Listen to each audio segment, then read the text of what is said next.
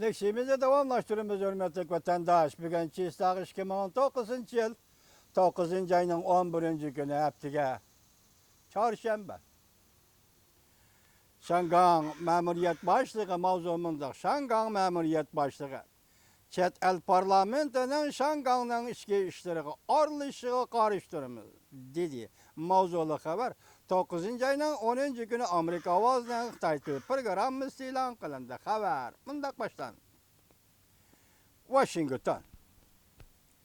Amerika Qo'shma Shtatlar Davlat Majlisi musha hafta demelishdan qaytib kelib, Şangangda kishilik huquq va demokratiya qonun loyihasini muhokama qiladigan bir paytda Şangang Ma'muriyat boshlig'i Lin Jingyue 9 ayning 10 kuni mundaq ko'rsatdi.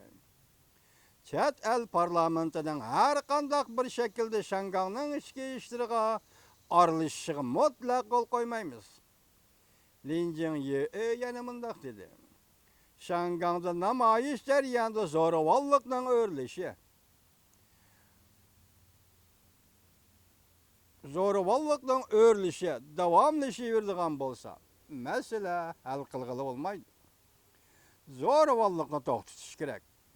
Jamiyat tartibini asliga keltirish lozim. Jamiyat tartibini asliga keltirish lozim.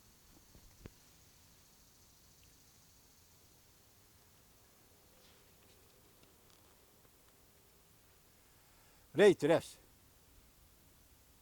Onda ko'rsak, 100 degan 10 minglagan Şangangliklar 9 ayning 8 kun namoyish qilib, Amerikaning Şangangda turishliq konsulxonasining oldiga kelib, Amerika Qo'shma Shtatlar Davlat Mahkamasining Şangang kishilik huquq va demokratiya qonun loyihasini ma'qullashini hamda Şangangda demokratiyani ishga oshirishni talab qilgandan keyin Lin Jingyue haftaning 2 kuni ma'muriyat yig'ini etishdan burun matbuotga mundaq ko'rsatdi.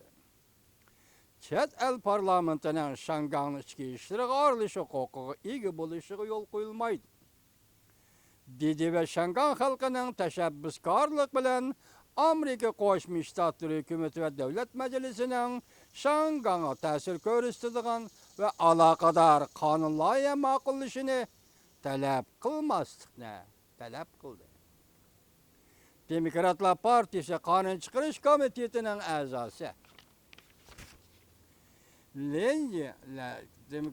Qonun chiqarish komitetining a'zosi Lin Jiting mundaq dedi. Lin Jingyue hukumatning eng yuqori nishonining zo'ravonlikni cheklash ekanligini ishorayladi. Lekin uning qalaymiqon degan fikri faqat namoyishchilarga qartilish bilan cheklandi. Lekin Şangang yoshlarining namoyishchilarning hatto muxbirlarning soqchilar tarafidan urilganligini, zaxmlantirilganligini eg'izga olmadi. Li Jiting ta'kidlab bundaq ko'rsatdi. Li Jingyuening yovuz qonunni yo'lga qo'yganligini, xalqning g'azab nafratiga pisand qilmaganligini, tanlash xarakterlik qarg'u bo'lib olib, zo'ravonlik qilayotgan soqchilarni qanot ostiga olganligi bugungi Şangang vaziyatini paydo qildi. Lin Jingyue taxtdan tushmaydi ekan va namoyishchilarning bashturlik talablariga javob bermaydi ekan, Şangang vaziyati hargiz tinch topmaydi.